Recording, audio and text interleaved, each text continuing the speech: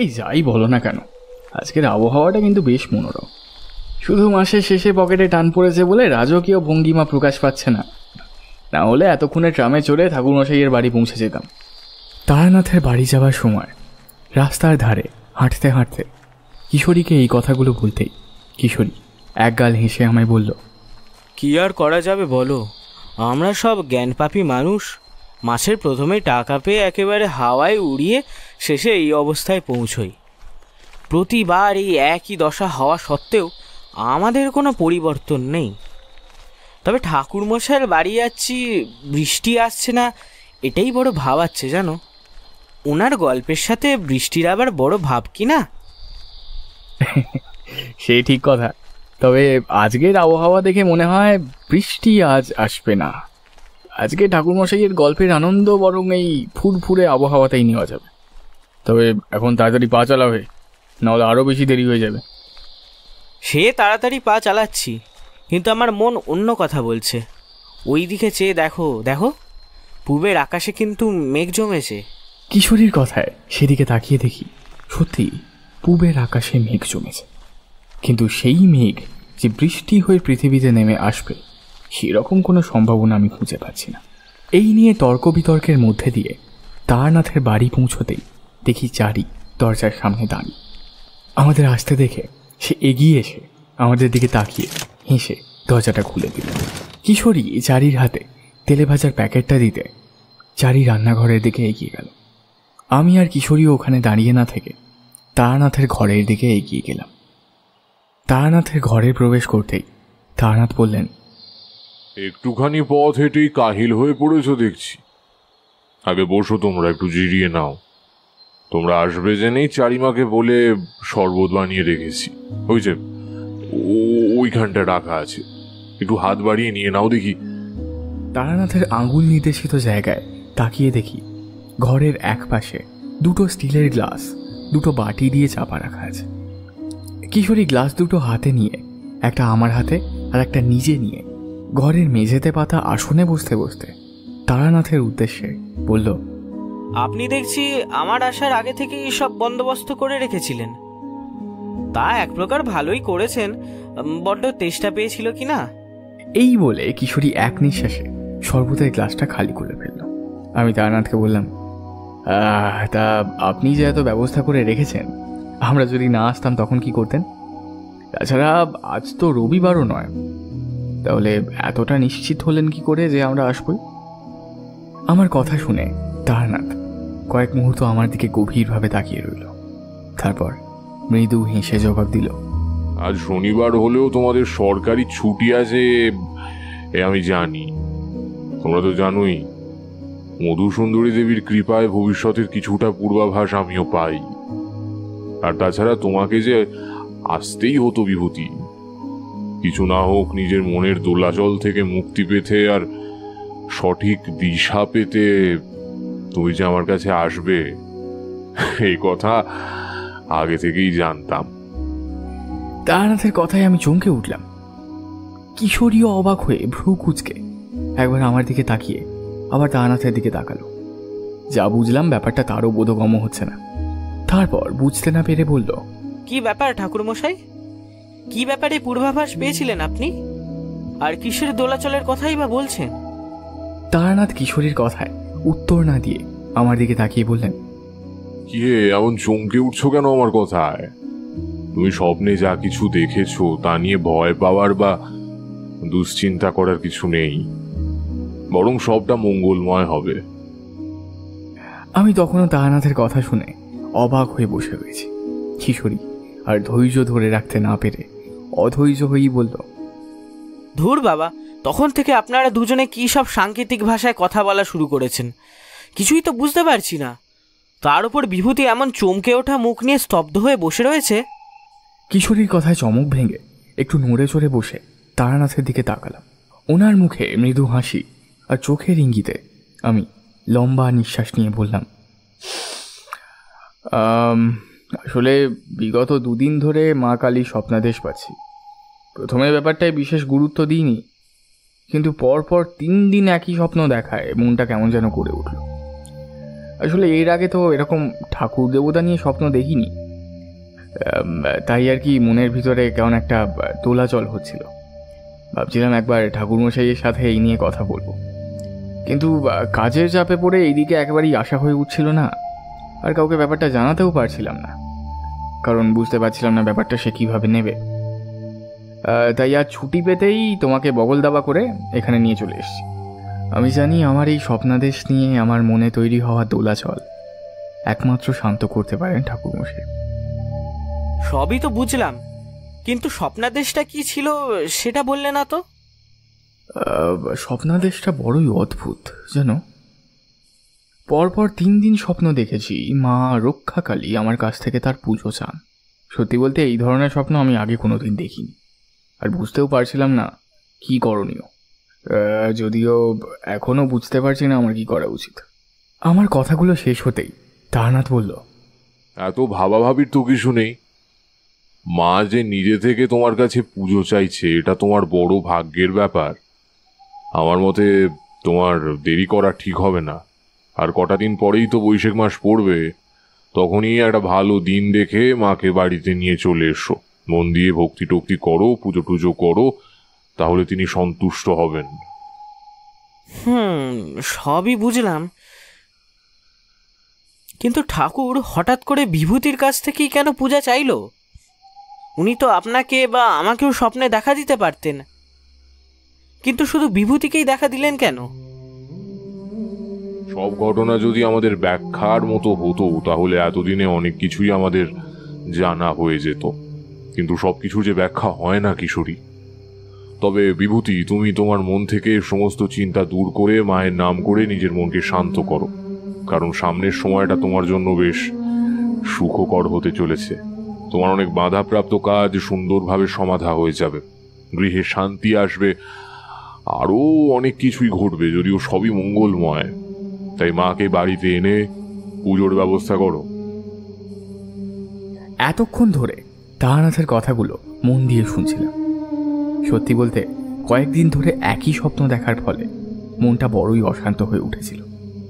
ভয় ভক্তি সব মিলিয়ে একেবারে কি একটা অবস্থার মধ্যে দিয়ে যাচ্ছিলাম। কিন্তু এখন তারানাথের কথা শুনে মনে মনে নিশ্চিন্ত হলাম। সমস্ত ভয় দুশ্চিন্তা দূর হয়ে মনটা ভক্তি আর প্রফুল্লতায় ভরে উঠল।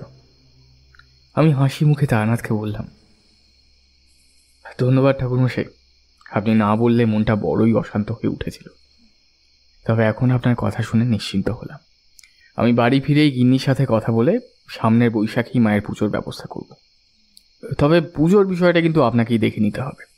এই নিয়ে কিন্তু আমি আপনার কোনো কথা শুনবো না, তা আগে থেকেই বলে দিলাম।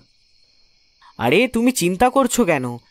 আমাদের ঠাকুরমশাই যখন আছেন, পুজোর ব্যাপারে তোমায় কোনো চিন্তা করতে হবে না। না না, শুধু খাওয়া দাওয়া করে উল্টে পড়ে থাকবো এমনটা আবার ভেবো না।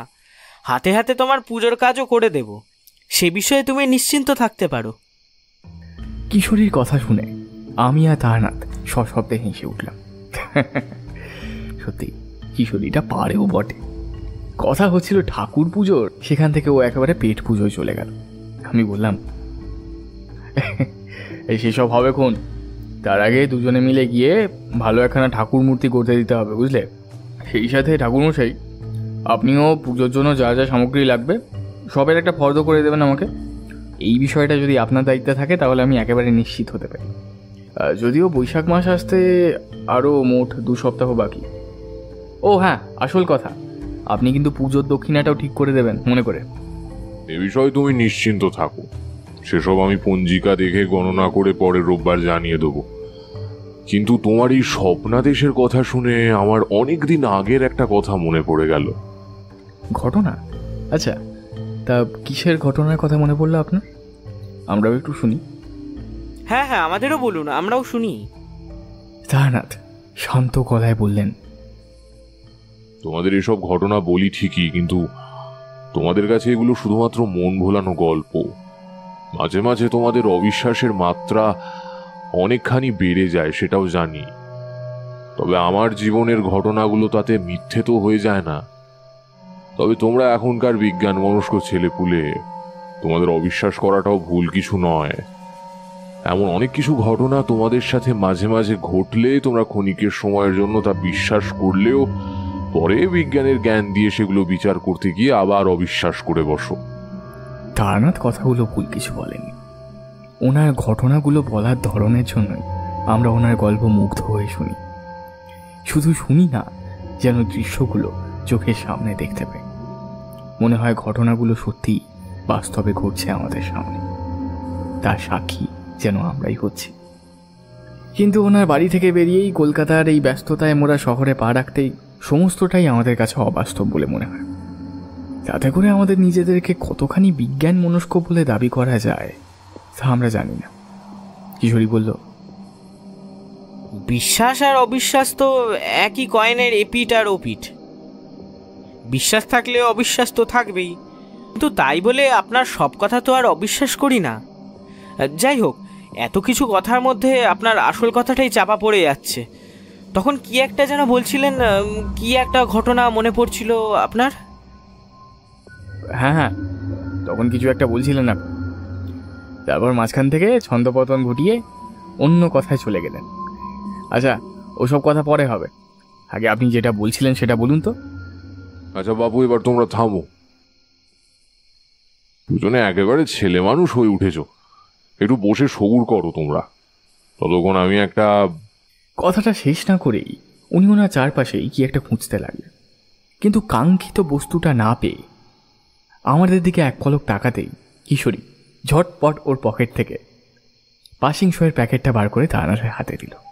তারানাথ কিশোরীর হাত থেকে পাসিং শোয়ের প্যাকেটটা হাতে নিয়ে কেবল হাসল, কোনো রকম উত্তর দিল না। তারানাথ প্যাকেট থেকে একটা সিগারেট ধরিয়ে তাতে লম্বা একটা টান দিয়ে চোখ বুঝে কিছুক্ষণ বসে থেকে বললেন, অমর জীবনের কথা তো তোমরা ভালো করেই জানো। আমাদের বাড়ির সেই বিগ্রহ খুঁজে দেওয়া, ঠাকুমার মৃত্যুর দিনক্ষণ বলে দেওয়া, দেবদর্শন বাবুর ঘটনাগুলোতে তো অমর জীবনের উপস্থিতির কথা তোমাদের বলেইছি। এছাড়াও আরো বেশ কয়েকবার ওনার উপস্থিতি আমার জীবনে ঘটেছে। সেবার বর্ষায় বিরামহীন বৃষ্টিপাতে দিকে দিকে গ্রামে একেবারে হাঁটু পর্যন্ত জল উঠে গেছে। জলাশয় আর স্থলের মধ্যে কোনো ব্যবধান নেই। গ্রামে অন্নের অভাব, বাসস্থানের অভাব। জলে ডোবা স্থানের মধ্যেই কোথাও একটু উঁচু জায়গা পেলেই মানুষ গা ঘেঁষাঘেঁষি করে নিজেদের মতো করে থাকার জায়গা করে নিচ্ছে। কোনো উদার জমিদার নিজের বাড়িতেও বহু মানুষকে ঠাঁই দিয়েছে। মানুষজনের দুর্ভোগ একেবারে চরমে পৌঁছেছে। তবে এইসব দুর্যোগ আমার উপর খুব একটা প্রভাব ফেলতে পারেনি। আমি ভবঘুরে মানুষ, এদিক ওদিক ঘুরে বেড়াই, শ্মশানে রাত কাটাই, কিছু পেলে খাই, নয়তো উপোস করে দিন কাটাই। বেশ কিছুদিন এরকম দুর্যোগের মধ্যে দিয়ে যাওয়ার পর সূর্যের তাপে ধীরে ধীরে জল কমতে শুরু করলে আমি আমার পুরনো স্থান পরিবর্তন করতে পা বাড়ালাম।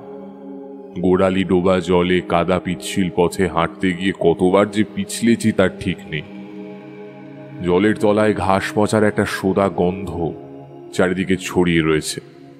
ঘরবাড়িগুলো সব ভেঙে পড়া অবস্থায় দাঁড়িয়ে রয়েছে। এসব দেখে মনে মনে বেশ খারাপই লাগলো।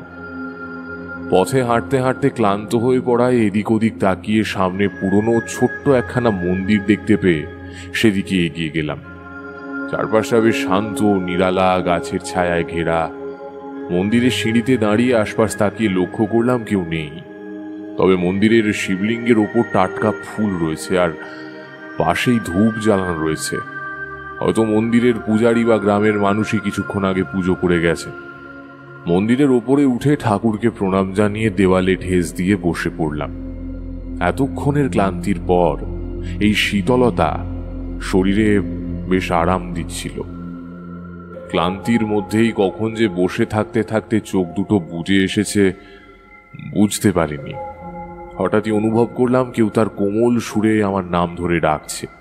ঘুমের মধ্যেই মনে হলো ডাকটা আমার খুব কাছ থেকে আসছে, কিন্তু তন্দ্রা ভাবটা এত বেশি দু চোখের মধ্যে জাঁকিয়ে বসেছে যে চোখ দুটো খোলার ইচ্ছে একেবারেই হচ্ছে না।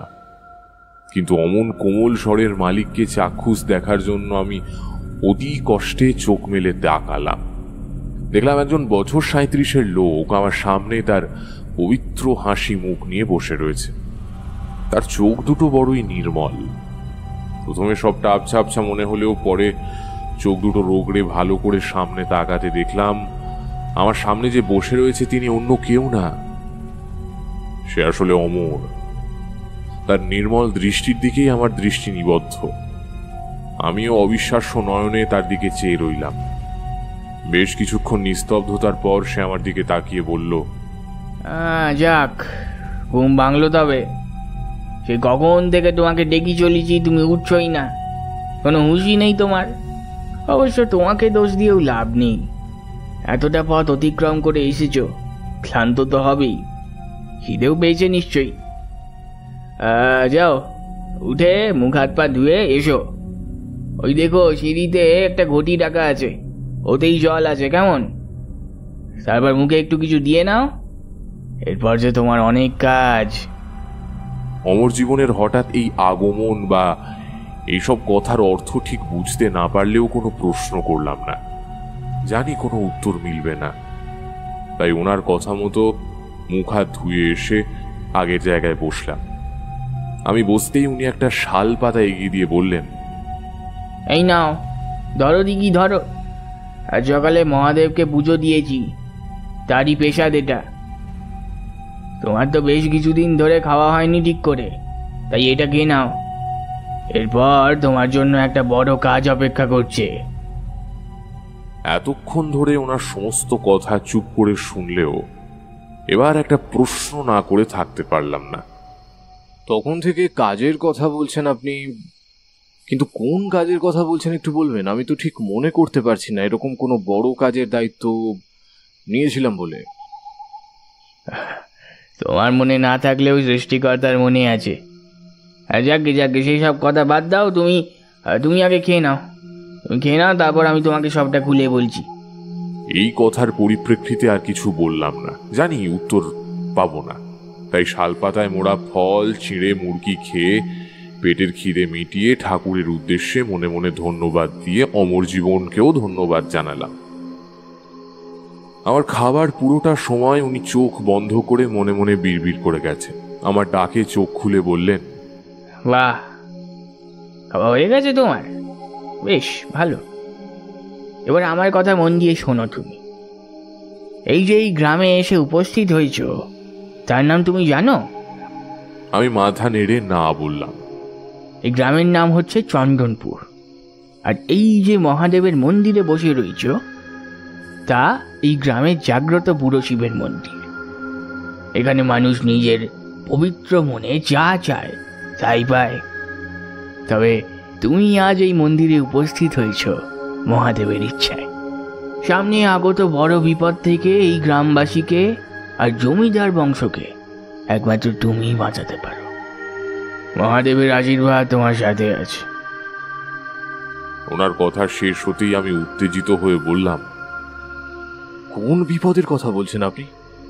তাছাড়া আপনি নিজেও তো বিচার বুদ্ধি দিয়ে সমস্যার সমাধান করতে পারতেন, তার আপনি জানলেনই বা কি করে আমি এখানে আসব?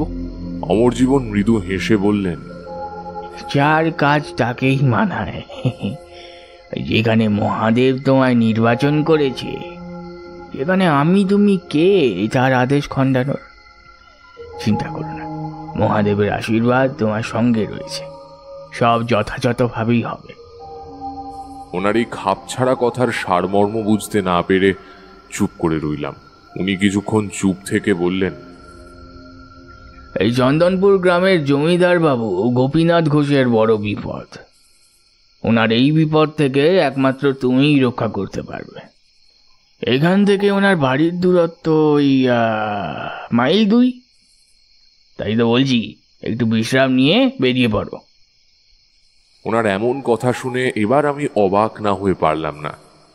নিজের অজান্তেই একখানা গ্রামে এসে উপস্থিত হয়েছি। সেই গ্রামের নামখানা পর্যন্ত আমি ভালো করে জানি না, অথচ সেই গ্রামের জমিদার মশাইকে নাকি রক্ষা করতে হবে।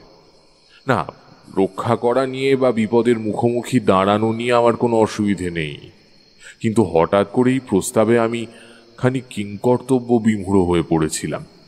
আমি অবাক হয়ে বললাম, আপনি যখন ওনার বিপদের কথা জানেন, তাহলে আপনিই তো ওনাকে রক্ষা করতে পারতেন। সময় অপচয় করে আমার জন্য অপেক্ষা করছিলেন কেন? এতে করে যদি ওনার ভালো মন্দ কিছু একটা হয়ে যায় তখন? প্রত্যুত্তরে উনি ওনার মুখের হাসি বজায় রেখে শান্ত গলায় বললেন, সবার দ্বারা কি সব কাজ হয় বাবু?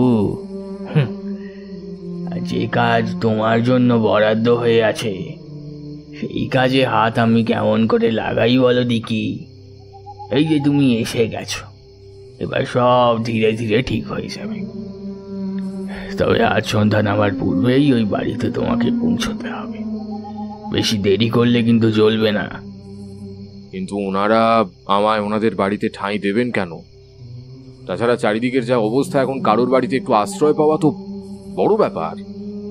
আহা, সেই সব বিষয় নিয়ে তোমায় চিন্তা করতে হবে না। তুমি কেবল তোমার কর্মে স্থির থাকো, মনের ভিতর ভয় পুষে রেখো না, বুঝলে তারনাথ?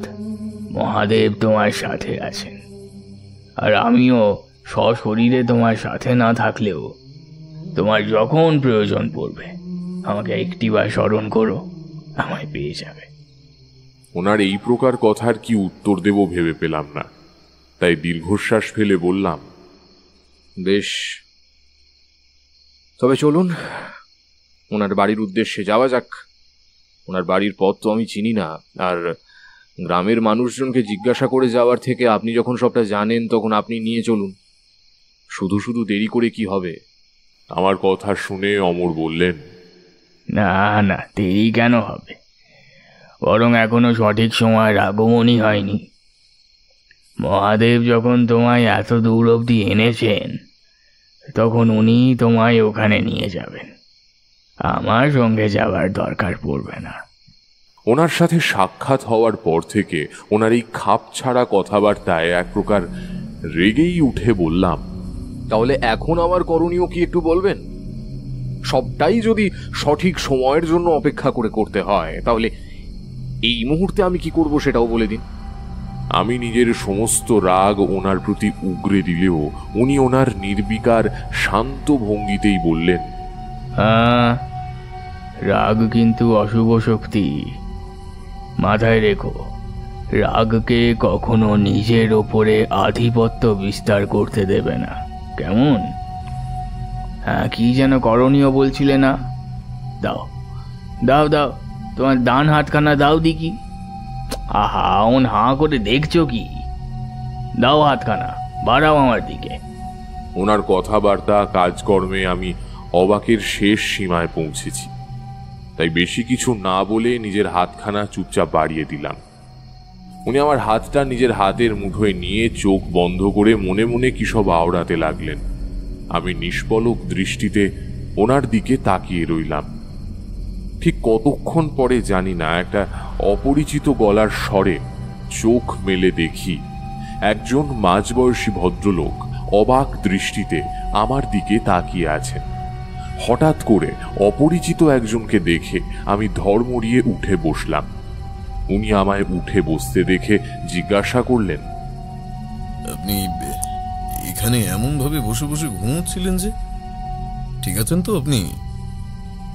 আমি চারিদিকে চোখ বুলিয়ে অমর জীবনকে খোঁজার চেষ্টা করলাম, কিন্তু চারপাশে কোথাও চিহ্ন না দেখতে পেয়ে আমতা আমতা করে বললাম, হ্যাঁ হ্যাঁ বাবা, আমি ঠিক আছি।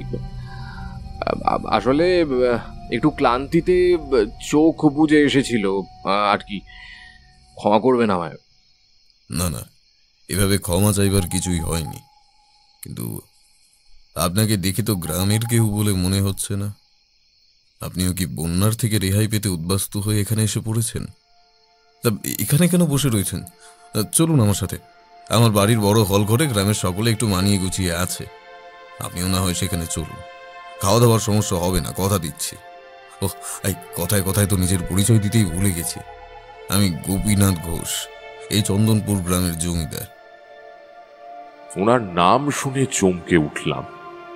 এই মুহূর্তে অমর জীবনের কিছুটা কথা ধরতে পেরেছি বলে মনে হলো। বুঝলাম উনি এই সঠিক সময়ের কথাই বলেছিলেন। তবে গোপীনাথ বাবুর ভুল ভাঙানোর জন্য আমি বললাম, না না, আমি উদ্বাস্তু হয়ে এখানে আসিনি। আসলে আমি মানুষটাই ভব ঘুরে, যখন যেখানে ঠাঁই পাই সেখানেই থেকে যাই। এই যে এখন যেমন ঘুরতে ঘুরতে এই চন্দনপুর গ্রামে এসে পৌঁছেছি। আবার দুদিন পর কোথায় যাব তা ঠিক নেই। উনি আমার কথা শুনে একটু চুপ করে গেলেন। আনমনে কি একটা ভেবে বললেন, আমার নিরেই দুদিনের জন্য পায়ের ধুলো দেবেন, আপনার অসুবিধা কিচ্ছু হবে না, আমি কথা দিচ্ছি। কিন্তু দয়া করে আর কিন্তু কিন্তু করবেন না, আমি আপনার যত্নার্থীতে কোনো গাফিলতি রাখবো না।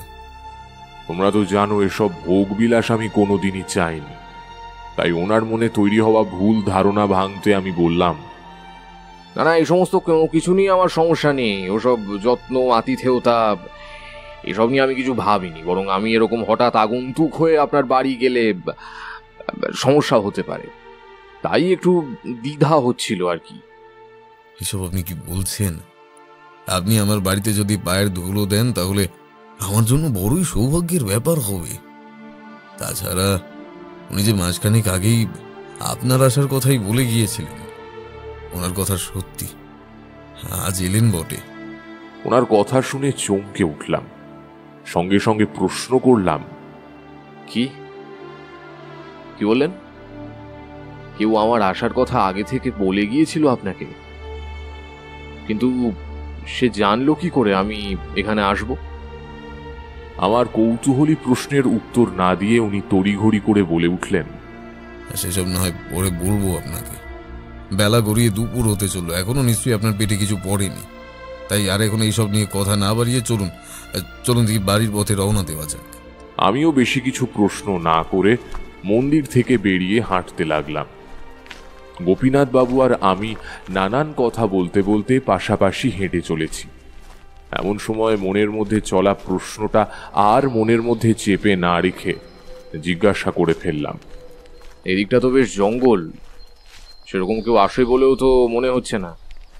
তাহলে আপনি গোড়ালিরো বা কাদা পেরিয়ে এতটা আসতে গেলেন কেন? এদিকে সেরকম কোনো ঘর বাড়িও তো কই দেখতে পাচ্ছি না। কিছু দরকারে এসেছিলেন নাকি? আমার কথায় গোপীনাথ বাবু মাথাটা দুদিকে নাড়িয়ে বললেন, না না, কোনো দরকারে না। আসলে এই বুড়ো বাবার শিব মন্দিরে আমি রোজই আসি ঠাকুরের পুজো দেওয়ার জন্য। একসময় ঠাকুরদার আমলে এই মন্দিরে বেশ জাঁকজমকভাবে পুজো হতো, কিন্তু বাবার সময় থেকেই কি একটা কারণে সেই পুজো একেবারে বন্ধ হয়ে গেছে। তারপর থেকে এই দিকটা সেরকম আর কেউ আসে না, জায়গাটা একেবারে পরিত্যক্ত হয়ে গেছে বলতে পারে। তবে আমি প্রতিদিন সকালে এখানে আসি, ঠাকুরের পুজো করি, এই আর কি। আসলে ছোট থেকে জীবনে যা কিছু সমস্যা হয়েছে তার সমাধান পাওয়ার জন্যই মহাদেবের কাছে ছুটে এসেছি। আর সত্যি বলতে উনিও ফিরিয়ে দেননি, এবারেও তো ফিরিয়ে দেননি। ওনার কাছে এসেই তো আজ আপনার দেখা পেলাম। সত্যি উনি মঙ্গলময়। কথাগুলো বলে উনি কপালে হাত ঠেকিয়ে ঈশ্বরকে প্রণাম জানালেন। এরপর নানান কথার মধ্যে দিয়ে ওনার বাড়ির সামনে এসে উপস্থিত হলাম। সত্যি জমিদার বাড়ি বোধহয় একেই বলে। বিশাল জায়গা জুড়ে বাড়িটা সগর্বে মাথা উঁচু করে দাঁড়িয়ে রয়েছে। বড় বড় থামগুলো যেন নিঃশব্দে দারোয়ানের মতো দিনরাত পাহারা দিয়ে চলেছে। বাড়ির আশেপাশে নানা রকমের গাছের ভিড়, পাশেই বড় পুকুর। বাড়ির চারপাশটা মন দিয়ে পর্যবেক্ষণ করছিলাম। হঠাৎ লক্ষ্য করলাম বাড়ির একটু পাশের দিক করে একটা ছোট ঘর মতো করা রয়েছে, তার সামনে একটা বড় ঘন্টা ঝোলানো। আমি ভাবলাম বাড়ির কোনো ঠাকুর মন্দির হবে হয়তো, তাই কৌতূহল বশত সেটা দেখার জন্য ওদিকে এগিয়ে গেলাম। কিন্তু সামনে গিয়ে একটা অদ্ভুত দৃশ্য দেখে চমকে উঠলাম। ওই চার দেওয়ালের একটা ঘরে একটা অদ্ভুত দেখতে মূর্তি রয়েছে। প্রথমে বিস্ময় অবাক হয়ে বুঝতে না পেরে আরো সামনের দিকে এগিয়ে গেলাম মূর্তিটাকে দেখার জন্য। সত্যি বলতে এর আগে এমন মূর্তি আমি জীবনে দেখিনি। সচরাচর দেবদেবীর যে ধরনের মূর্তি দেখা যায় সেই মূর্তি কিন্তু মোটেও তেমন নয়, একেবারেই আলাদা। ওই মূর্তির আকার আকৃতির কথা তোমাদের বললে তোমরাও অবাক হয়ে যাবে। সেই মূর্তি মাটির ওপর মাটি দিয়েই তৈরি হয়েছে। ঢিবির মতো উত্তর দক্ষিণে প্রসারিত চতুষ্পদ প্রাণীর অবয়বে তৈরি করা ওই মূর্তি। দৈর্ঘ্যে প্রায় 30 ফুট, উচ্চতায় 6 ফুট। মাথা উত্তরে অনেকটা ত্রিভুজ আকারের। চোখ মুখ স্পষ্ট করে কিছুই নেই। সামনের দিকে সিঁদুর মাখানো একটা কাঠের গজাল পোঁতা থাকে। তার দুই পাশে মাটি দিয়ে দুটো রিংয়ের মাঝখানে একটা রিং তৈরি করা হয়েছে। তাতে আবার লাল হলুদ রং করা। ওগুলোই সম্ভবত মূর্তির চোখ। মূর্তির পিঠের উপরিভাগটা পুরো সমতল, সেখানেও কয়েকটা রেখার টান রয়েছে। হাতে পায়ে লাল হলুদ রঙের মাটির বালা পরানো। তোমাদের কতটা কি বোঝাতে পারলাম জানি না, তবে মূর্তিটা বড়ই অদ্ভুত। আমাকে অমন খুঁটিয়ে খুঁটিয়ে মূর্তিটা লক্ষ্য করতে দেখে গোপীনাথ বাবু বললেন, এটা নিষ্কাইন্দার মূর্তি। উনিও আমাদের বাড়িতে পূজিত হন। যদিও এখানে এই দেবতার পুজো খুব একটা হয় না, বলতে গেলে একেবারেই হয় না, কিন্তু আমাদের পূর্বপুরুষরা বাংলাদেশ থেকে এখানে আসার সময় নিজেদের স্বপ্নে এই দেবতার আদেশ পেয়ে এখানে এই খোলামেলা মন্দির বানিয়ে এই নিষ্কাইন্দার দেবতার স্থাপন করেন। তারপর থেকে ওনার পুজো হয়ে আসছে। যদিও নাকি অনেকে। ওনার কথা শুনে গোপীনাথ বাবুর মুখে অন্ধকার নেমে এলো। উনি আর এক মুহূর্ত দেরি না করে আমায় নিয়ে বাড়িতে প্রবেশ করলেন। আমিও নিঃশব্দে ওনাকে অনুসরণ করলাম। উনি ওনার ভৃত্যকে বলে আমার জন্য বরাদ্দ ঘরে আমায় নিয়ে গেলেন। কিন্তু ওনার বাড়ির কেউ একজন অসুস্থ হয়ে পড়েছেন, তার জন্য যদি ডাক্তার বুদ্ধি পর্যন্ত এসেছে শুনেও আমি যদি সেখানে একবার অসুস্থ ব্যক্তিকে না দেখে আসি, তাহলে সেটা ভারী লজ্জার বিষয় হবে। তাই ওনার কথা নাকচ করে আমিও ওনার সাথে নির্দিষ্ট ঘরের দিকে পা বাড়ালাম। গোপীনাথ বাবুর পেছন পেছন ঘরে প্রবেশ করতে দেখলাম পালঙ্কের উপর একটি নারী দেহ পড়ে রয়েছে। তার চোখ দুটো অর্ধ নিমজ্জিত, শরীরখানা যেন বিছানার সাথে একেবারে মিশে গেছে। তার পুরো শরীরটা মাঝে মাঝে কেঁপে কেঁপে উঠছে, মুখ দিয়ে গোঙানির শব্দ বেরোচ্ছে। মহিলার এমন দৃশ্য দেখে নিজের অজান্তেই বুকটা কেঁপে উঠল। গোপীনাথ বাবু ততক্ষণে গিয়ে ওনার পাশে বসে নিঃশব্দে ওনার মাথায় হাত বুলিয়ে দিচ্ছেন। তারপর নিজের বুক পকেট থেকে কয়েকটা ফুল বের করে ওনার মাথায় দিয়ে নিজের চোখ বন্ধ করে বসে রইলেন। ধীরে ধীরে মহিলাটির দেহ শান্ত হয়ে বিছানায় স্থির হয়ে গেল। গোপীনাথ বাবু ধীরে ধীরে চোখ খুলে মহিলাটির দিকে তাকিয়ে দীর্ঘশ্বাস ছাড়লেন। তারপর বদ্যির দিকে ফিরে বললেন, কি বুঝছেন? আমার ঠিক হবে তো? আর কতদিন ধরে এরকম ভাবে কষ্ট পেতে দেখবো বলুন তো? এই রোগের কি কোনো ওষুধ নেই? ক্ষমা করবেন জমিদার মশাই, কিন্তু কোনো পথ্য দেওয়ার আগে রোগের বিষয় তো বুঝতে হয়। কিন্তু এতদিন ধরে নানান পরীক্ষা নিরীক্ষা করেও গিন্নিমার কোনো রোগই তো ধরতে পারলাম না। ওনার শরীরে সেরকম কোনো রোগের লক্ষণই পাইনি। তাও মাঝে মাঝে ওনাদের কি হচ্ছে এই বুঝতে পারছি না। তাহলে এখন কি করণীয় বলুন বদ্যিমশাই? এরকম ভাবে তো আর অসুস্থ অবস্থায় ফেলে রাখতে পারি না। নিজের চোখের সামনে ওকে অমন কষ্ট পেতে দেখে আর কতদিন হাত পা গুটিয়ে বসে থাকবো বলুন? কথাগুলো বলতে গিয়েও যে ওনার গলাটা ধরে আসছিল তা বুঝতে দেরি হলো না। সেই সাথে ওনার চোখটাও আর্দ্র হয়ে উঠছিল বারবার। গোপীনাথ বাবুর কথার পরিপ্রেক্ষিতে বদ্যিমশাই বললেন, আমার মনে হয় ওনাকে নিয়ে গিয়ে একবার শহরে ডাক্তার দেখিয়ে নিয়ে আসাই কাজ হবে। শহরের ডাক্তাররা তাদের উন্নত পদ্ধতি অনুসরণ করে ওনার রোগ সম্পর্কে অবগত করতে পারলেও পারতে পারে। তাই আমার মনে হয় ওনাকে নিয়ে একবার শহরে যাওয়া উচিত। বদ্যিমশাইয়ের কথা শুনে গোপীনাথ বাবু কেবল মাথা নাড়লেন। সেই মাথা দোলানো সম্মতির প্রকাশ নাকি অসম্মতির কিছুই বোঝা গেল না। তারপর কিছুক্ষণ ধরে ঘরের ভেতরে পিন পতন নীরবতায় ছেয়ে গেল। কয়েক মুহূর্ত পরে বদ্যিমশাইয়ের বিদায় চেয়ে ঘরের নীরবতা ভঙ্গ করলেন। ঘরের মধ্যে পড়ে রইলাম শুধু আমরা তিনটে প্রাণী। এতক্ষণের কথাবার্তায় বুঝে গেছি বিছানায় অসুস্থতায় কাহিল হয়ে পড়ে থাকা মহিলাটি গোপীনাথ বাবুর স্ত্রী। এটাও বুঝেছি উনি এমন কোন রোগে আক্রান্ত যা বদ্যিমশাইয়ের চিকিৎসার বাইরে। কিন্তু অবাক করা বিষয়, গোপীনাথ বাবু যেই ওনার মাথায় ফুল ছোঁয়ালেন অমনি উনি শান্ত হয়ে গেলেন। সমস্ত বিষয়টা দেখে মনে নানা ধরনের প্রশ্ন উঁকি দিচ্ছিল, কিন্তু পরিস্থিতির বিচার করে সেসব প্রশ্ন না করে গোপীনাথ বাবুর কাছে এগিয়ে গেলাম। উনি ওনার স্ত্রীর পাশে বসে নিঃশব্দে চোখের জল ফেলে চলেছেন। আমি ওনাকে শান্ত করতে ওনার কাঁধে আলতো চাপ দিতেই উনি বাচ্চা শিশুদের মতো ফুঁপিয়ে উঠে বললেন, ঠাকুর, আমার ভুলের শাস্তি পাচ্ছে রমা। সেদিন আমি অত বড় ভুল না করলে আজ রমার অমন করুণ পরিস্থিতি হতো না। সব আমার দোষ, সব দোষ আমার। ঠাকুর, কেন এত বড় ভুল করলাম আমি? কেন? কি উপায়ে এই অভিশাপ থেকে মুক্তি পাবো আপনি বলে দিন ঠাকুর। আপনি রক্ষা করুন আমাদের। আমার হাত দুটো শক্ত করে ধরে কান্না জড়ানো গলায় এক নিঃশ্বাসে কথাগুলো বলে চললেন গোপীনাথ বাবু। ওনার এই সব কথার অর্থ ঠিক করে না বুঝলেও এটা বুঝতে বাকি নেই যে ওনারা বড় বিপদের মুখে পড়েছেন।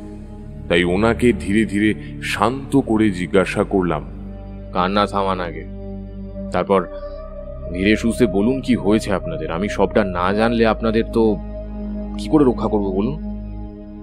কোনো লুকোচুরি না করে আমাকে প্রথম থেকে সবটা খুলে বলুন। উনি নিজের চোখ মুছে বললেন, আমাদের বাড়ির নিচে যে নিষ্কায়িতার মূর্তি দেখলেন, উনি দেবতা নন, উনি আসলে অপদেবতা। আমি চমকে উঠে জিজ্ঞাসা করলাম, অপদেবতা? হ্যাঁ, অপদেবতাই বটে। আমার বাড়ির পূর্বপুরুষেরা যখন বাংলাদেশ থেকে উদ্বাস্তু হয়ে এখানে আসেন, তখন এই অপদেবতার স্বপ্নাদেশ পেয়ে এখানে এসে ওনারা মূর্তি স্থাপন করে পুজো শুরু করেন। বাকি দেবতাদের মতন স্বাভাবিক নিয়মে ওনার পূজা পাঠ করা হয় না। ওনার পূজা হয় পুরো ভিন্ন মতে। বংশ পরম্পরায় এই নীতি অনুসরণ করে এখনো ওনার পুজো করে চলেছি। ওনার আশীর্বাদেই আমাদের পরিবারে এত প্রতিপত্তি, নাম, যশ। এতদিন ধরে ওনাকে নিষ্ঠা ভরে পুজোর জন্য যেমন দুহাত কুড়িয়ে আশীর্বাদ পেয়েছি, তেমনি আমার অজান্তে করা একটা ছোট্ট ভুলের মাসুল গুনতে হচ্ছে গোটা গ্রামকে। গ্রামে একটার পর একটা মৃত্যু নেমে এসে তাজা প্রাণগুলোকে কেড়ে নিচ্ছে, অথচ আমি সবটা জেনেও কিছু করতে পারছি না। এই যে দেখুন না, আমার স্ত্রী রমা হয়ত আমার ভুলের জন্যই কষ্ট পাচ্ছে। কেউ জানুক বা না জানুক, এটাই সত্যি, এত মৃত্যুর জন্য একমাত্র আমি দায়ী। মাঝে মাঝে মনে হয় সবকিছু ছেড়ে রেখে পালিয়ে যায়। তারপরে ভাবি মনের ভেতর যে আত্মগ্লানি জমে আছে, তার থেকে রেহাই পাবো কি করে? এত কিছু চোখের সামনে দেখে শুধু মহাদেবের কাছে প্রার্থনা করি যেন সবটা উনি ঠিক করে দেন। এতক্ষণ ধরে ওনার কথাগুলো মন দিয়ে শুনছিলাম। উনি থামতেই জিজ্ঞাসা করলাম, আপনি বললেন বংশ পরম্পরায় এই দেবতার পুজোর নিয়ম অনুযায়ী পুজো করতেন, তাহলে তার মধ্যে হঠাৎ করে পুজোয় কি এমন গাফিলতি হলো যে এই মরণ অভিশাপ আপনাদের উপর নেমে এলো? উনি জানলার বাইরে দুপুরের শান্ত বিবর্ণ আকাশের দিকে তাকিয়ে নিস্তেজ গলায় বললেন, প্রতি বছর চৈত্র সংক্রান্তির দিন নিষ্কায়িতার বড় করে পুজো হয়।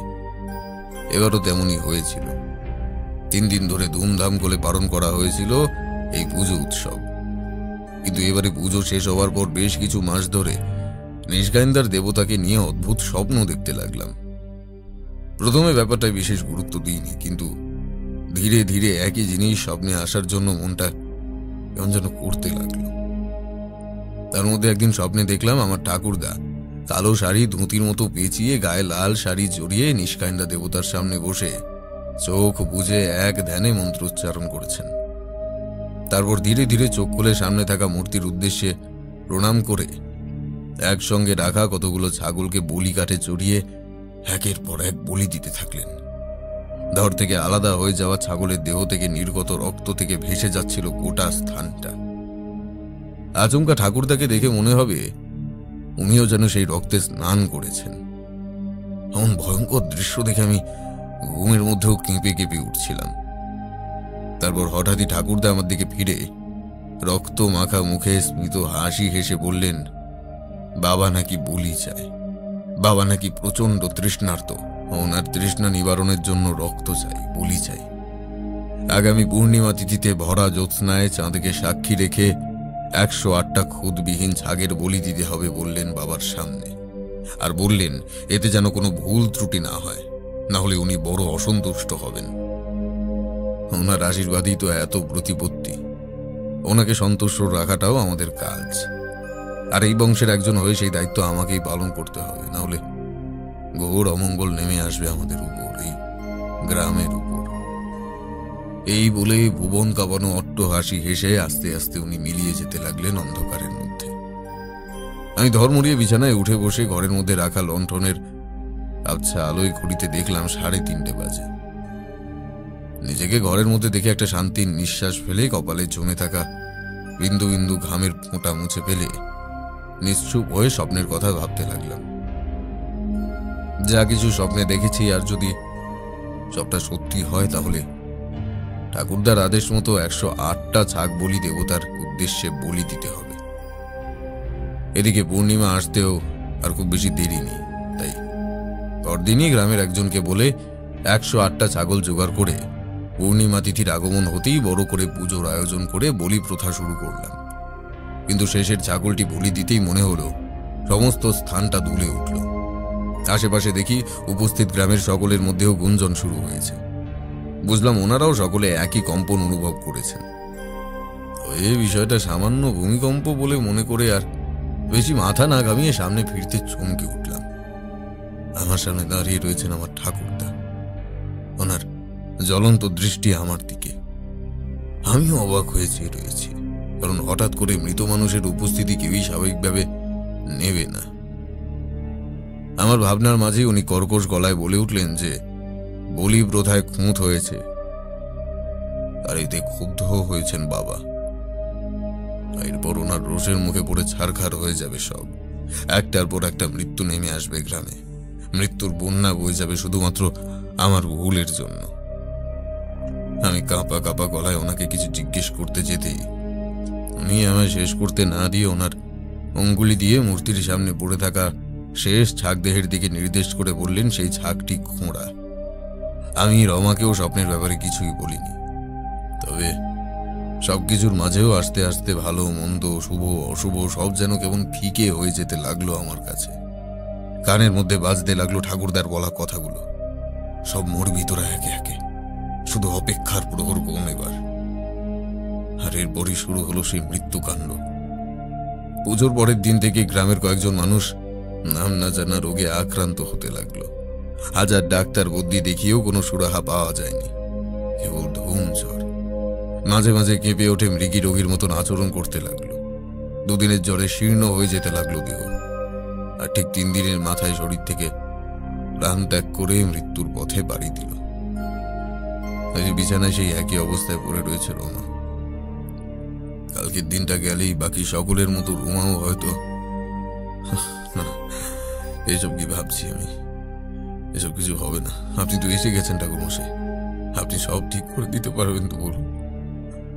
না করে চুপ করে থাকবেন না, বলুন না,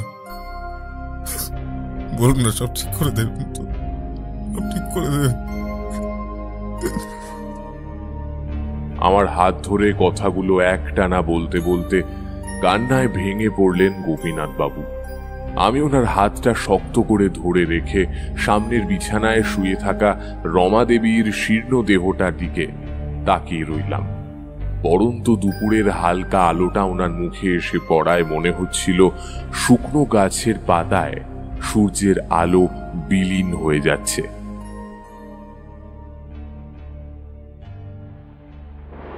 এক টানা কথাগুলো বলে তারানাথ থামলেন। ওনার হাতে থাকা সিগারেটটা অনেক আগেই ফুরিয়েছে। কিশোরী হঠাৎ তারানাথের কথার মাঝে আমার দিকে তাকিয়ে বলল, কি হে, বলেছিলাম তো বৃষ্টি আসবে। দেখো দেখো, বাইরেটা একবার চেয়ে দেখো, বৃষ্টি এসেছে। আমরা ঠাকুরমশাইয়ের কাছে গল্প শুনতে আসবো আর বৃষ্টি আসবে না, তাই কি কখনো হয়? উনার গল্পের সাথে যে বৃষ্টির আলাদা একখানি সম্পর্ক রয়েছে, এতদিনে বুঝলে না সেটা? এবার খালি একটু চারিমায়ের হাতে গরম চা হলেই ব্যাস জমে যাবে একেবারে। কিশোরীর কথায় হেসে জানলায় চোখ রাখতে দেখলাম আকাশ একেবারে কালো মেঘে ঢেকে গেছে। মুষলধারে বৃষ্টি না হলেও বেশ ভালো গতিতেই বৃষ্টি পড়ছে। এর মধ্যে চারি 2 হাত ভর্তি খাবার নিয়ে ঘরে প্রবেশ করেই সেগুলো আমাদের সামনে দেখে কাউকে কিছু বলার সুযোগ না দিয়েই ঘর থেকে বেরিয়ে গেল। কিশোরী ততক্ষণে চায়ের পেয়ালা তুলে তাতে সুরুৎ করে কয়েকটা চুমুক দিয়ে ফেলেছে। তারানাথ তখন উদাস নয়নে জানলায় চোখ রেখে দূর দূরান্ত পর্যন্ত কি একটা ভেবে চলেছে। আমি ওদের মনোযোগ পাওয়ার জন্য কয়েকবার মিথ্যে গলা পরিষ্কার করার পথ অবলম্বন করলাম। সঙ্গে সঙ্গে তা কাজেও দিল। তারানাথ আমার দিকে তাকিয়ে বললেন, মানুষের দৃষ্টি আকর্ষণ করার এই পদ্ধতিটা পুরনো হলেও বেশ কাজের। বলো, কি বলবে? কি বলবে মানে? আপনি যে এখনো ঘটনাটার সবটা বলেননি, সেটা আগে সমাপ্ত করুন। কিন্তু কি? ওই আপনি তখন বললেন না যে আপনার যাওয়ার আগেই নাকি কে ভবিষ্যৎ গণনা করে গোপীনাথ বাবুকে জানিয়ে দিয়েছিলেন যে আপনি তার বাড়িতে যাবেন। কিন্তু একটা কথা কিছুতেই বুঝতে পারছি না, জানেন ঠাকুরমশাই, অমর জীবন আপনার জন্য কেন অপেক্ষা করছিলেন? আপনার মুখে শোনা অনুযায়ী উনি নিজেও বিশেষ ক্ষমতার অধিকারী। তাহলে উনি নিজেও তো বিপদ থেকে গোপীনাথ বাবুকে বাঁচাতে পারতেন। তাহলে আমার কথা শুনে তারানাথ কিছুক্ষণ চুপ করে রইলে। তারপর মৃদু হেসে বললেন, তারানাথের কথার উত্তর আমি দিলাম না, কিশোরীও দিল না। সত্যি সত্যিই হয়তো অনেক কিছুর কোনো উত্তর হয় না, ব্যাখ্যা হয় না, তাকে কেবল অনুভব করা যায়। আমাদের সমাজে হাজারো দেবদেবী, লৌকিক দেবতাদের পাশাপাশি পূজিত হন অপদেবতারাও। ঠিক তেমনই একজন হলেন নিষ্কাইন্দা। মূলত নিষ্কাইন্দা থানে পূজিত হন। গাছের তলায় নিরিবিলি জায়গায় তার থান হয়। সচরাচর দেবদেবীর যে মূর্তির ধরন দেখা যায়, নিষ্কাইন্দার মূর্তি কিন্তু মোটেও সেরকম নয়, একেবারেই আলাদা। তোমাদের তো ওনার বর্ণনা তখন দিলাম।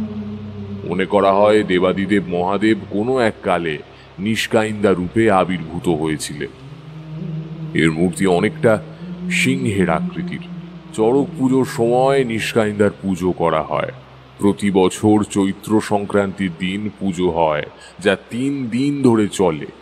এছাড়াও সারা বছর সন্ধ্যায় নিষ্কাইন্দার থানে মোমবাতি জ্বালানো হয়, বাতাসা, ভোগ দেওয়া হয়।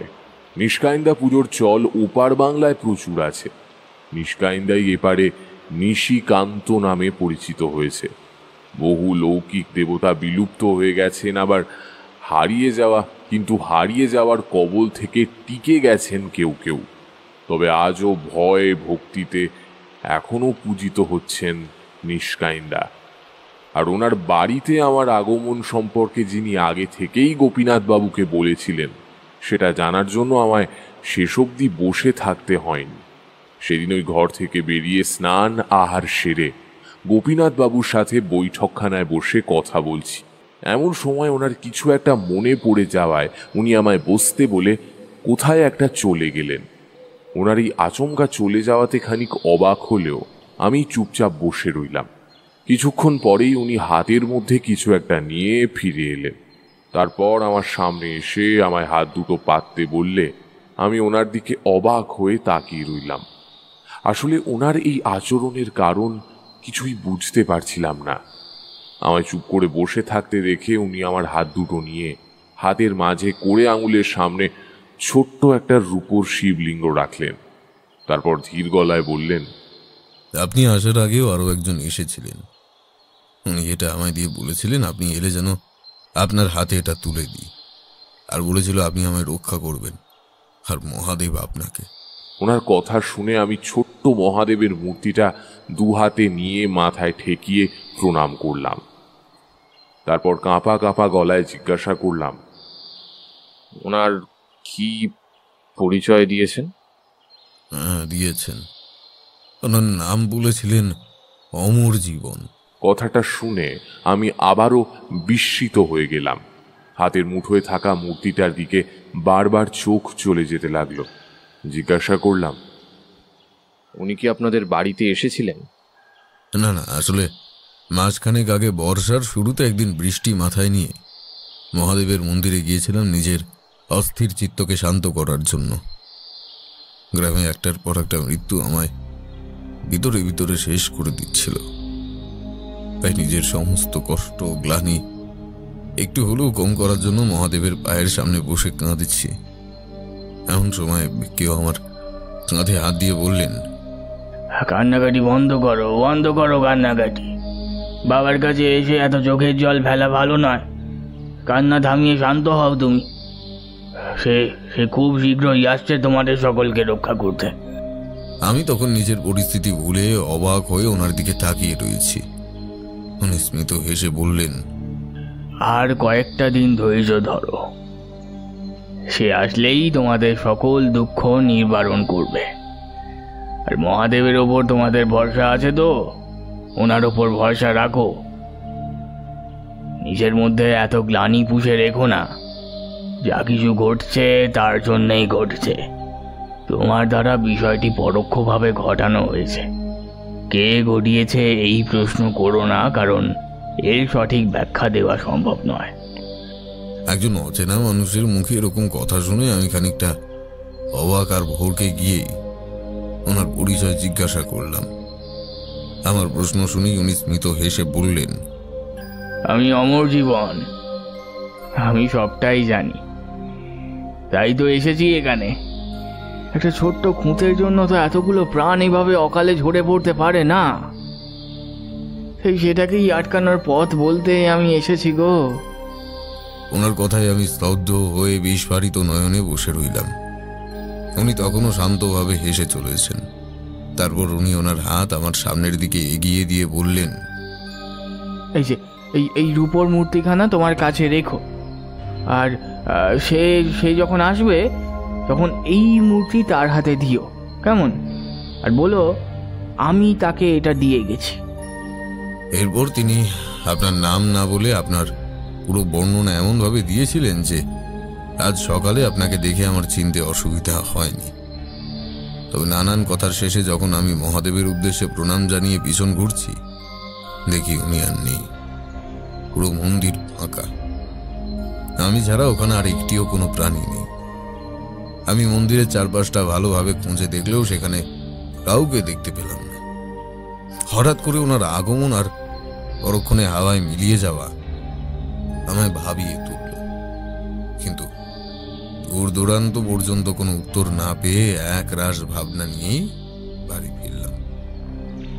এরপর আরো কতগুলো মৃত্যু ঘটেছে আমার চোখের সামনে, কিন্তু ওনার কথা মতো আপনার জন্য অপেক্ষা করা ছাড়া আর কোনো উপায় আমার ছিল না। আপনি এখন আমাদের সকলের ভরসা। বিশ্বাস করুন, গ্রামের সকলের কল্যাণের জন্য যদি আমার নিজের প্রাণ ত্যাগ করতে হয় তাতেও আমার কোনো ভয় নেই। বরং আমি হাসি মুখেই প্রাণ দেব। আমি চাই এই বিপদ যত তাড়াতাড়ি সম্ভব গ্রামের মানুষগুলোর থেকে দূরে সরে যাক। আপনাকে তো সবটাই জানালাম, এবার আপনি বলুন কি করণীয় আমার। গোপীনাথ বাবুর মনের অবস্থা আমি বুঝতে পারছি। এতগুলো মৃত্যুর কারণ হিসেবে উনি নিজেকেই দোষী হিসেবে ভেবে চলেছেন, কিন্তু উনি তো আর জেনে বুঝে এসব করেননি। ওনাকে ভরসা জোগাতে আমি বললাম, চিন্তা করবেন না, মহাদেব আছেন, উনি সব ঠিক করে দেবেন। এই বলে আমি আমার হাতে থাকা রূপোর শিবলিঙ্গটা মাথায় ঠেকিয়ে প্রণাম করলাম। কথার মধ্যেই কখন যে পশ্চিমে সূর্য হেলে পড়ে বিকেল পেরিয়ে সন্ধে নেমেছে বুঝতে পারিনি। গোপীনাথ বাবুর মেয়ে মালা বাড়ির প্রতিটা ঘরে সন্ধে প্রদীপ দেখিয়ে শঙ্খ বাজাতেই গোপীনাথ বাবু উঠে দাঁড়িয়ে বললেন, ওনার পুজোর সময় হয়ে গেছে, আপনি বসে বিশ্রাম নিন, আমি ওনার পুজোটা সেরে আসি। এই বলে উনি বেরিয়ে গেলেন। আমি ঘরের মধ্যে একলা বসে রইলাম। মনের মধ্যে হাজারো প্রশ্ন, হাজারো দ্বিধা দ্বন্দ্ব কুড়ে কুড়ে আমায় খেতে লাগলো। কি করে এই বিপদের থেকে মুক্তি পাবো তাও আমি জানি না। শুধু জানি এই বিপদ থেকে মুক্তি না পেলে পুরো গ্রাম মৃত্যুর কবলে পড়ে তলিয়ে যাবে। আমার ভাবনার মাঝেই জানলার দিকে চোখ পড়তে চমকে উঠলাম। একটা কালো আর নীল রঙের আভার ছটা মাঝে মাঝে একে অপরকে ভেদ করে অপর প্রান্তে গিয়ে পড়ছে। মনের মধ্যে এক রাশ কৌতূহল নিয়ে জানলার সামনে দাঁড়াতে লক্ষ্য করলাম আলো দুটো আস্তে আস্তে মিলিয়ে গেল। মনের ভেতরের সন্দেহটা গাঢ় হতে শুরু করলো। বুঝলাম এই কালো অশুভ শক্তি আর নীল শুভ শক্তির প্রতীক, কিন্তু হঠাৎ করে এরকম ঘটনা ঘটার অর্থ খুঁজে পেলাম না। জানলার সামনে দাঁড়িয়ে নিচের দিকে তাকাতে দেখলাম গোপীনাথ বাবু কালো শাড়ির ধুতি পরে গায়ে লাল উত্তরীয় জড়িয়ে সেই দেবতার মন্দির থেকে বেরোচ্ছেন। ওনার হাতে জ্বলতে থাকা লণ্ঠনের মৃদু আলোয় আর অন্ধকারে সবটা কেমন রহস্য বলে মনে হতে লাগলো। ওই আলো আধারের মতো আমারও মনে যে বড় দ্বিধাদ্বন্দ্ব শুরু হয়েছে। কার সাথে লড়বো, কিভাবে লড়বো কিচ্ছু জানি না। একজন মানুষের সাথে লড়াই করা আর একজন উপদেবতার সাথে লড়াই করা মোটেও এক জিনিস নয়। তাছাড়া এই অভিশাপ খণ্ডানোর পথও আমার জানা নেই। গোপীনাথ বাবুকে আশ্বাস দিলেও সময়ের সাথে আমার মনোবলটাও ভেঙে পড়েছিল। যত বেশি এই সমস্ত কথাগুলো ভাবছিলাম তত বেশি ভেতরে ভেতরে অস্থির হয়ে উঠছিলাম। তাই নিজেকে একটু শান্ত করতে ঘরের বাইরে বেরিয়ে সেই উপদেবতার মন্দিরের দিকে হাঁটা লাগালাম। আসার সময় গোপীনাথ বাবুর মেয়ে মালার সাথে দেখা হতে সে মৃদু হেসে নিজের মায়ের ঘরের দিকে চলে গেল। মালার বয়স তখন ওই 12 কি 13। তবু অতটুকু বয়সে মেয়েটার দায়িত্ব জ্ঞান দেখে বেশ ভালো লাগলো। সময় সময় ওর মাকে খাইয়ে দেওয়া, ওষুধ খাওয়ানো সবটা নিজের হাতেই করত। অল্প বয়সে অনেকটা পরিণত হয়ে গিয়েছিল মেয়েটা। বাড়ির বাইরেটা পা রাখতেই বর্ষার ঠান্ডা হাওয়ায় শরীরটা একেবারে কেঁপে উঠল। আকাশে শত শত নক্ষত্রের টিম টিম করে জ্বলতে থাকা ভাবটা আমার বেশ ভালো লাগে। আকাশের দিকে তাকিয়ে একটা লম্বা শ্বাস নিয়ে মন্দিরের দিকে এগিয়ে গেলাম।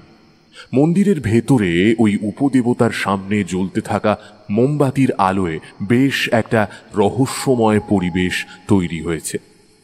আমি কিন্তু কিন্তু করে মন্দিরের ভেতরে প্রবেশ করতে একটা মৃদু কম্পন অনুভব করলাম।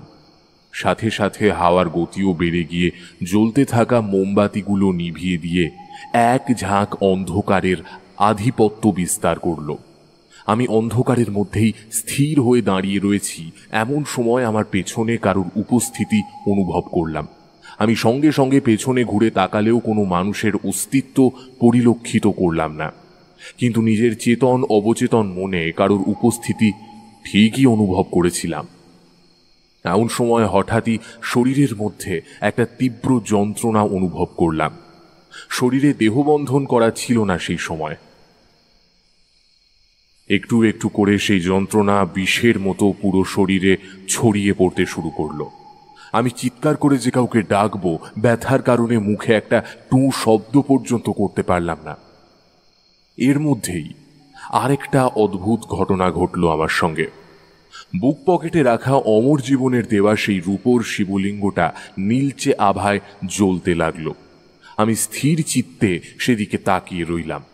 আমার বুক পকেট থেকে নির্গত আলোকরশ্মি ধীরে ধীরে আমার শরীরে ছড়িয়ে পড়ে তীব্র যন্ত্রণা কমিয়ে দিয়ে এক শীতল পরশ বুলিয়ে দিতে লাগলো। তীব্র যন্ত্রণার পর শীতল পরশ পেয়ে আমি স্বস্তির নিঃশ্বাস ফেলে সামনে তাকাতেই দেখি সেই নীল আর ওই দেবতার মূর্তি থেকে নির্গত আলোকরশ্মি একসাথে মিলে গিয়ে ধীরে ধীরে জমাট বাঁধছে। ব্যাস, তারপরেই ধীরে ধীরে চোখ বন্ধ করে কখন যে জ্ঞান হারিয়েছিলাম ঠিক নেই। যখন চোখ খুললাম তখন আমি জমিদার বাড়ির বড় দালানের একপাশে হেলান দিয়ে বসে আছি। আমার সামনে গোপীনাথ বাবু চিন্তিত মুখে আমায় ডেকে চলেছেন। আমায় চোখ মেলে তাকাতে দেখেই উনি বললেন, আপনার ঘুম পেয়েছিল তো ঘরে বিছানায় ঘুমোতে পারতেন, কিছু দরকার হলে মালাকে বলতে পারতেন, কিন্তু এই এমন করে বাড়ির দালানে এইভাবে ঘুমোচ্ছেন, এটা আমার কাছে বড় লজ্জার বিষয়। আমি যে ঠিক করে আপনাকে আপ্যায়নও করতে পারিনি। আমি ওনাকে ইতস্তত গলায় জিজ্ঞাসা করলাম, আমি কি এখানেই বসে ঘুমিয়ে পড়েছিলাম নাকি মন্দিরের ওখানে ছিলাম? না না, আপনি তো এখানেই বসেছিলেন। চলুন, এমন বর্ষার ঠান্ডার বাতাসে আর বসে থাকবেন না, শরীরটা খারাপ হয়ে যাবে। আমার সাথে আজ সকাল থেকে ঠিক কি কি যে ঘটে চলেছে আর কি কি বা ঘটতে চলেছে আমি জানি। আমার স্পষ্ট মনে আছে ওই মন্দিরে শরীরের তীব্র যন্ত্রণা আর সেই দুই আলোক রশ্মির দ্বন্দ্ব। মনে মনে একবার নিজেকে প্রশ্ন করলাম, সবটা কি আমি ভুল দেখলাম? পরক্ষণেই আমার অজান্তেই আমার হাতটা বুকের পকেটের ওপর যেতে নিজের চেতন মনে অনুভব করলাম তখনকার সব ঘটনা মিথ্যে নয়। রাতে খাওয়া দাওয়া সেরে আমার জন্য বরাদ্দ ঘরের বিছানায় শুয়ে অমর জীবনের বলা কথাগুলো ভাবতে ভাবতে হঠাৎ একটা মৃদু ডাক কানে যেতে উঠে বসলাম। অন্ধকার ঘরে লণ্ঠনের আলোয় দেখতে পেলাম অমর জীবন তার মুখে মৃদু হাসি নিয়ে আমার দিকে তাকিয়ে রয়েছে। আমি ওনাকে দেখে কিছু বলতে যাব তার আগেই উনি বললেন, তোমার মনে অনেক প্রশ্ন আছে আমি জানি, তবে আমি এখানে এখন কিভাবে এলাম সেই প্রশ্নের উত্তর আমি তোমায় দিতে পারবো না, কিন্তু এই অভিশাপ থেকে কিভাবে মুক্তি দিতে পারো তা তোমায় কিছুটা বলে দিতে পারি। কাল সকাল হতেই পাকুর গাছের শিকড় এনে রমা দেবীর হাতে বেঁধে দিও, আর সন্ধ্যা হতেই বুড়ো শিব মন্দিরে গিয়ে ওনার পুজো সেরে নিষ্কান্দা দেবের সামনে যজ্ঞ শুরু করবে। আমি যাবতীয় সরঞ্জাম তোমার জন্য জোগাড় করে রেখে যাব, তবে কোনো ছল চাতুরিতে কিন্তু ভুলেও পা দিও না, তাহলে ঘোর অমঙ্গলের মধ্যে পড়বে তুমি, সেই সাথে গ্রামের সকল মানুষ, হয়তো সকলের মৃত্যু ঘটতে পারে। তবে মহাদেবকে সবসময় নিজের সঙ্গে রেখো, কেমন? কথাগুলো বলেই উনি আবার অন্ধকারের মধ্যে মিলিয়ে গেলেন। এখন আর ওনার আগমন বা প্রত্যাগমন নিয়ে কিছু ভাবি না, জানি এসব ঘটনা আমার তোমার ভাবনা চিন্তার ঊর্ধ্বে। ওনার কথা মতো পরের দিন সকাল হতেই স্নান সেরে বুড়ো বাবার মন্দিরের উদ্দেশ্যে রওনা দিলাম। ওখানে গিয়ে বুড়ো বাবার মন্দিরে পুজো সেরে বাড়ি ফিরতেই গোপীনাথ বাবু উৎকণ্ঠিত গলায় বললেন, ঠাকুরমশাই, আমার শরীর যে আরো অবনতির দিকে যাচ্ছে, জ্বরটা বেড়েছে, সেই সাথে শরীরটাও নীল হয়ে যাচ্ছে। বুদ্ধিমশাই তো একেবারে হাল ছেড়ে দিয়েছেন, তাহলে কি সত্যি সত্যি রমা? শান্ত হন, এত বেশি ভাববেন না। কই, ওনার কাছে আমাকে নিয়ে চলুন। আমার কথায় গোপীনাথ বাবু শান্ত হয়ে রমা দেবীর কাছে নিয়ে গেলেন। সত্যি বটে, একটা রাতের মধ্যে ওনার শরীরটা আরো বেশি রুগ্ন হয়েছে, সেই সাথে শরীরটা নীল বর্ণ ধারণ করেছে। আমি আর এক মুহূর্ত দেরি না করে অমর জীবনের কথা মতো পাকুর গাছের শেকড়ের তাবিজ বানিয়ে মহাদেবের কাছে সেটাকে পুজো করিয়ে এনে ওনার হাতে পরিয়ে দিলাম। কয়েক মুহূর্ত পর থেকে ধীরে ধীরে ওনার শরীরের নীলচে বর্ণটা মিলিয়ে যেতে লাগলো, সেই সাথে জ্বরটাও ধীরে ধীরে কমতে লাগলো। গোপীনাথ বাবু বিস্ফারিত চিত্তে আমার দিকে তাকিয়ে রইলেন। ওনার কিছু প্রশ্ন করার আগেই আমি বললাম,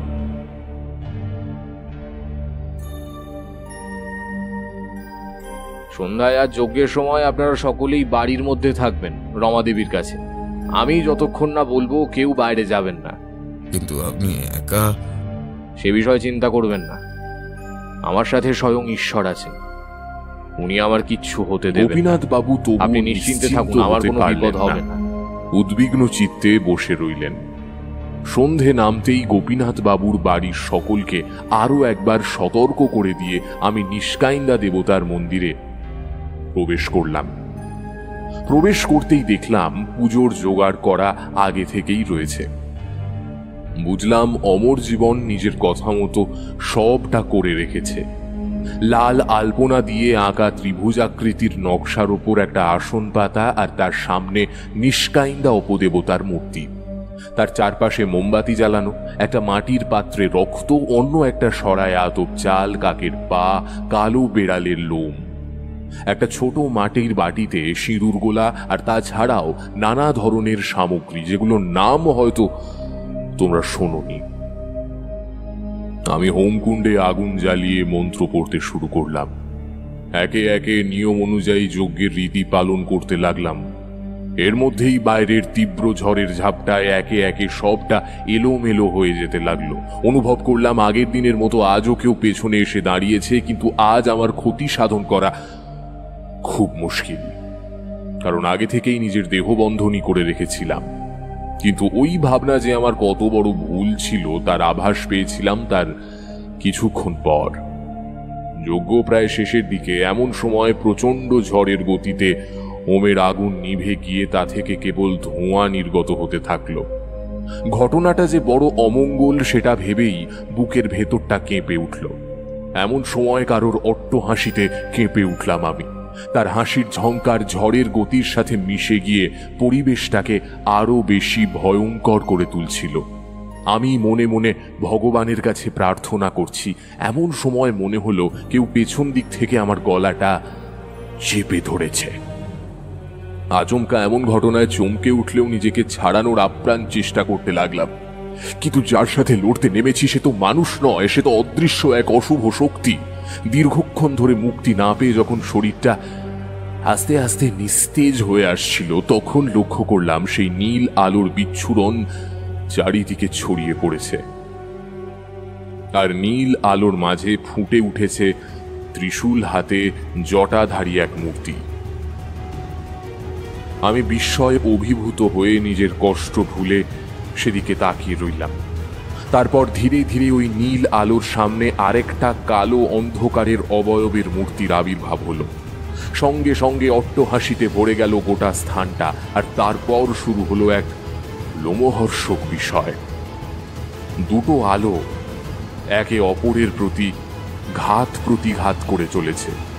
ধীরে ধীরে নীলাভ আলোর ভেতর শুরু হলো ভুবন কাঁপানো সেই মহাদেবের তাণ্ডব। তার সামনে আস্তে আস্তে ফিকে হয়ে যেতে লাগলো অন্ধকারের সেই মূর্তি। নিজের অশুভ অস্তিত্বকে টিকিয়ে রাখতে চাইলেও মহাদেবের সামনে তার স্থায়িত্ব বেশিক্ষণ রইল না। আমি নিজের ব্যথা বেদনা ভুলে সজল নয়নে সেই দৃশ্য অবলোকন করতে থাকলাম। সে যে আমার জীবনে কত বড় পাওয়া! সত্যি আমি ভাগ্যবান। তাণ্ডবের মাঝে সেই জটাধারী মূর্তি নিজের হাত থেকে ত্রিশূলটা অন্ধকারের সেই অবয়বের দিকে ছুঁড়ে দিতেই এক আগুনের স্ফুলিঙ্গ চারিদিকটা এক মুহূর্তের জন্য আলোকিত হয়ে উঠল। সেই সাথে অন্ধকারের অশুভ অবয়বটা মিলিয়ে গেল সেই আগুনের ফুলকির মধ্যে। তারপর নীলাভ আলোর মাঝে জটাধারী মূর্তিটা আমার দিকে এগিয়ে এসে আমার মাথায় হাত রেখে ধীরে ধীরে মিলিয়ে যেতে লাগলো মহাশূন্যের অসীম অতলে। আমিও এত কিছুর ধকল নিতে না পেরে ধীরে ধীরে চোখ বন্ধ করে লুটিয়ে পড়লাম মাটিতে। তবে জ্ঞান হারাবার আগে দেখতে পেয়েছিলাম অমর জীবনের হাস্যরত মুখটাকে। সবার দ্বারা কি সব কাজ হয় বাবু? যে কাজ তোমার জন্য বরাদ্দ হয়ে আছে সেই কাজে হাত আমি কেমন করে লাগাই বলো দেখি।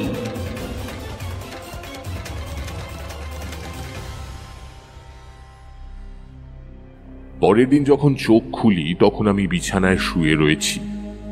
সারা শরীরে প্রচন্ড ব্যথা, জ্বর। সেদিন ভোরেই নাকি গোপীনাথ বাবু আর এই বাড়ির ভৃত্য আমায় অচৈতন্য অবস্থায় বাড়ি ফিরিয়ে নিয়ে এসেছিল। তারপর ওনাদের বাড়িতে কিছুদিন থেকে সুস্থ হয়ে আবার বেরিয়ে পড়েছিলাম পৃথিবীকে কাছ থেকে ছুঁতে যাওয়ার উদ্দেশ্যে।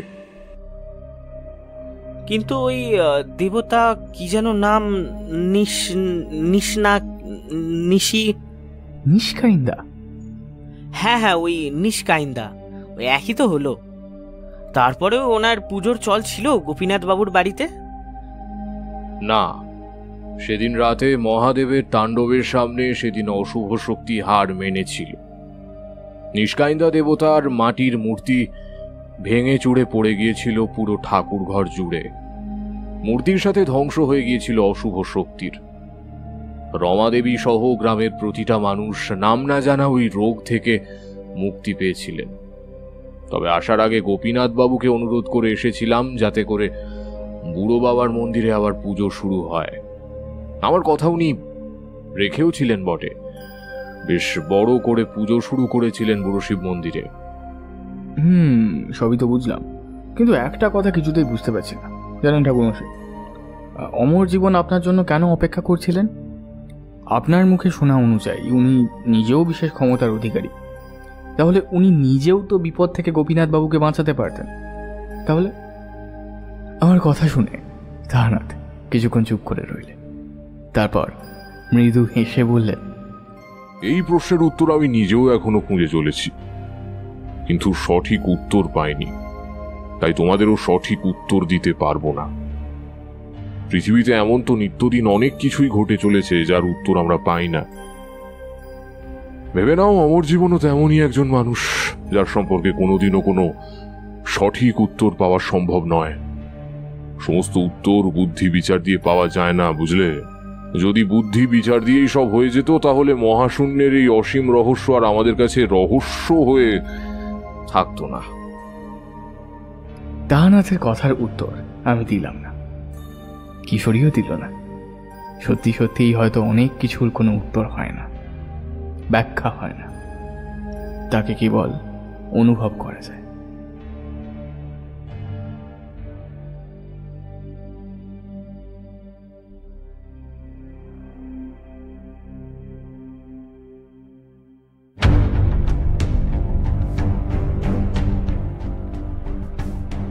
এতক্ষণ তোমরা শুনছিলে তারানাথ তান্ত্রিক প্যাস্টিস কাহিনী নিষ্কাইন্দা সাপ, রচনা ইশিকা হাজরা।